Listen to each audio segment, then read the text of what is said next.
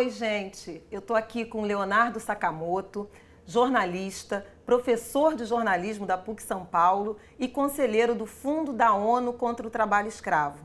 O papo? Escravidão moderna. Léo, obrigada por participar do nosso entrevista e eu quero começar conceituando. O que significa escravidão moderna 131 anos depois da Lei Áurea? Então, escravidão moderna, escravidão contemporânea, trabalho análogo de escravo, de acordo com a lei brasileira, ocorre em 4 situações. Quando você tem o trabalho forçado, um trabalho para o qual a pessoa não se ofereceu voluntariamente na qual ela foi enganada e mantida presa por retenção de documentos, isolamento geográfico, ameaças, servidão por dívida, em que a pessoa ela é presa a uma dívida contraída de forma fraudulenta, adiantamento de hospedagem, adiantamento de alimentação, adiantamento de recursos para a família, dinheiro para equipamento, dos preços, né? Abuso dos preços, e aí aquele sistema conhecido como barracão, você vai aumentando, a pessoa fica presa àquela dívida impagável. Mas também você tem trabalho escravo quando você tem outras 2 situações. Uma é condições degradantes de trabalho. Não deve ser confundido com trabalho precário, trabalho cansativo, não. É você colocar a pessoa, sujeitar a pessoa a condições tão ruins e tão insalubres e tão de alojamento, de alimentação, de trabalho no dia a dia, e aí ela acaba ficando em risco sua vida, sua segurança e sua saúde. E por fim, aí sim a questão da jornada, que é a chamada jornada exaustiva, que não é hora extra não paga, que não é você trabalhar um pouquinho a mais ou muito a mais, ou fazer um plantão a mais, mas é você trabalhar muito, de forma tão intensa e repetidas vezes, você tem tempo de descansar, que você também coloca em risco sua saúde, segurança e vida. A gente tem, por exemplo, o caso de trabalhador no corte de cana que morreu exaurido de tanto cortar cana sem descanso. Mas não é só a área rural que tem trabalho em condições análogas à escravidão, né? Onde é que tem trabalho escravo no Brasil do século XXI? Olha, o trabalho escravo do século XXI no Brasil você tem em vários lugares. Começando pelo rural que a gente abriu, a produção de gado bovino talvez seja a cadeia produtiva com maior envolvimento de trabalho escravo contemporâneo, com a maior quantidade de libertações de trabalhadores, né, considerando... Mais do que a lavoura? Mais do que a lavoura. Gado bovino, não em libertação de trabalhadores, mas em número de unidades que foram alvo de fiscalização por parte do governo federal, e na qual o governo federal libertou trabalhadores, é campeão, é a quantidade de unidades, é fazendas de gado bovino. Mas aí depois a gente tem lavouras de soja, de cana, de milho, de feijão, de arroz, de fumo, o tabaco, de erva mate, de tomate, de frutas. Nós temos extração de madeira ilegal, nós temos extração de madeira legal com fazendas de pinos ou de eucalipto.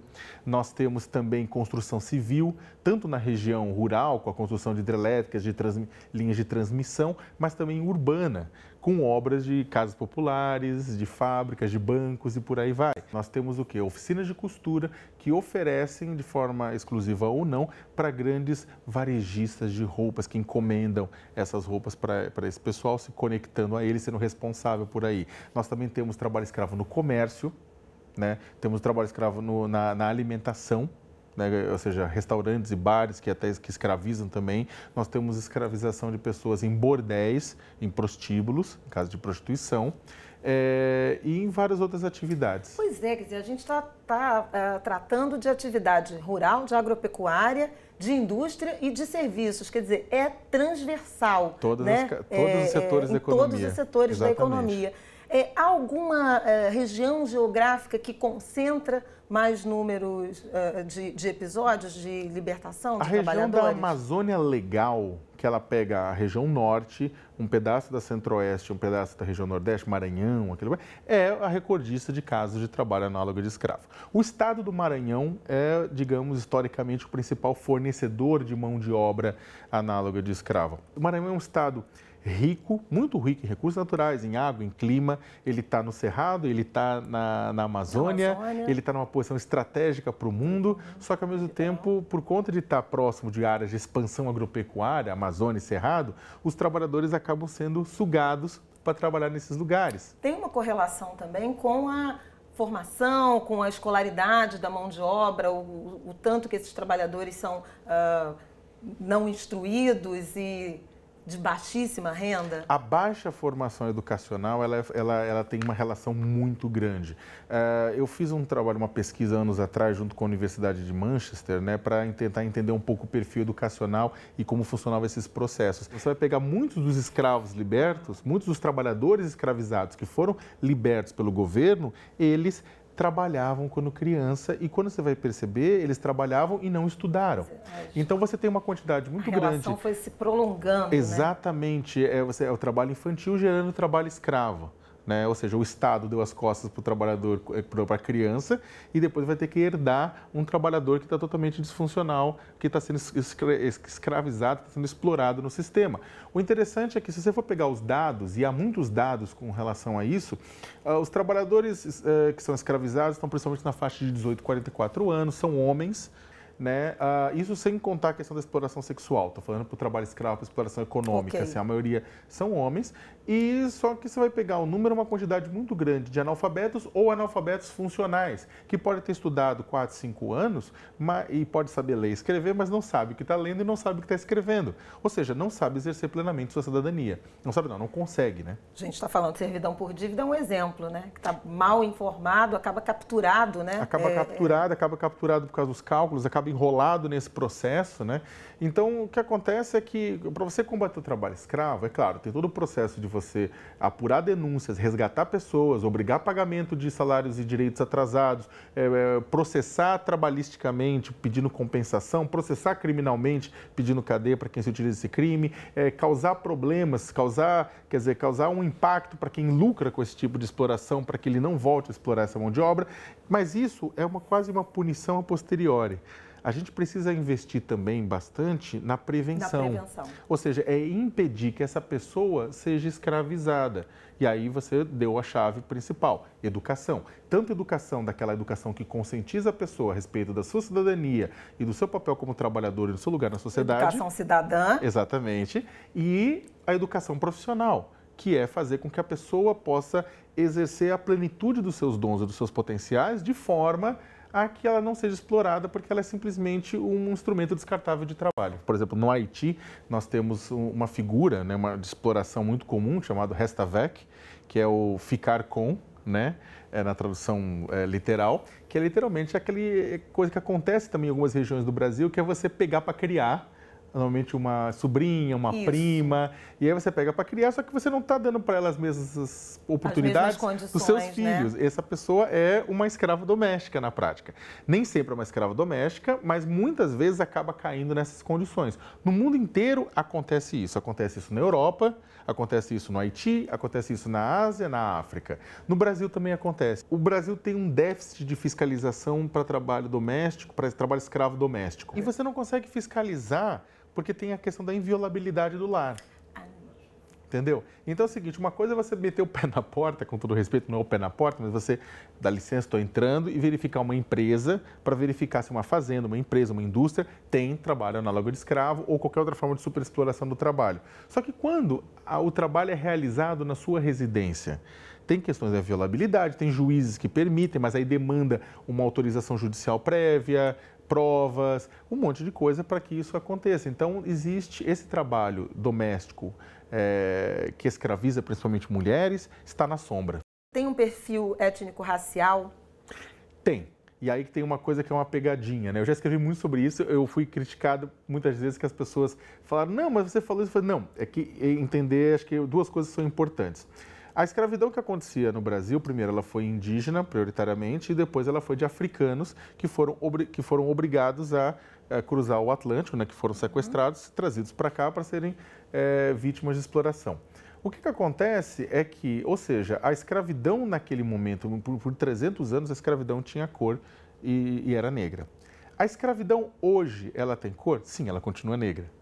Por quê? Porque você só escraviza descendentes de africanos? Não. Naquele momento, sim, você tinha uma prioridade nesse sentido. Hoje, não é. A escravização ela é principalmente de pobres e miseráveis. Só que quem é o pobre e o miserável no Brasil?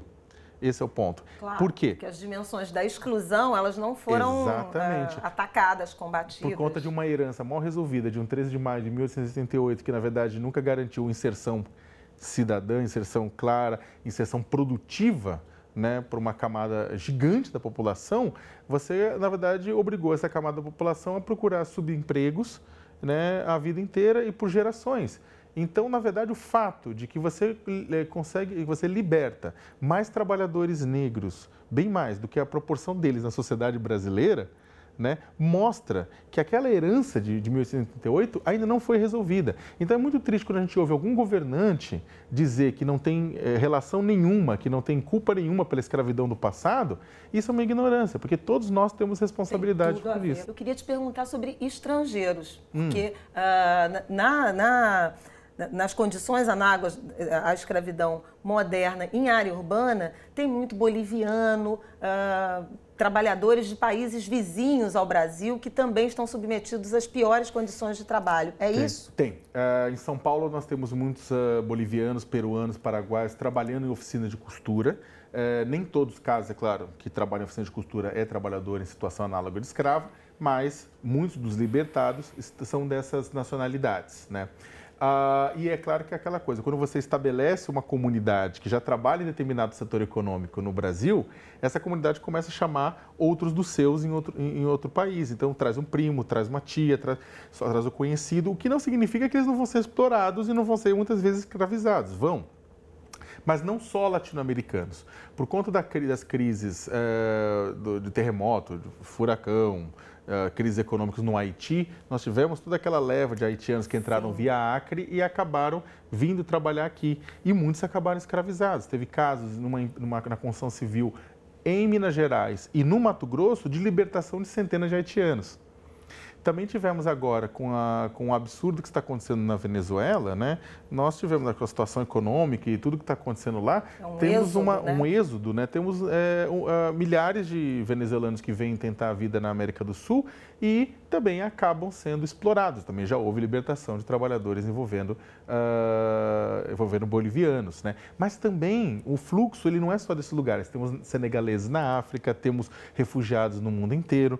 O Brasil, historicamente, é um país que sempre esteve de portas abertas para os imigrantes. A melhor forma de combater o trabalho escravo imigrante, nesse caso, dos migrantes internacionais, é não fazer com que eles tenham que se refugiar nas sombras. Porque a partir do momento que o Estado começa a caçar imigrantes dizendo que eles estão em situação ilegal... A xenofobia, a ilegalidade, né, eles acabam se escondendo e acabam se escondendo atrás daqueles contratadores de mão de obra falando, fica aqui comigo, que aqui comigo você está garantido que o Estado quer te pegar.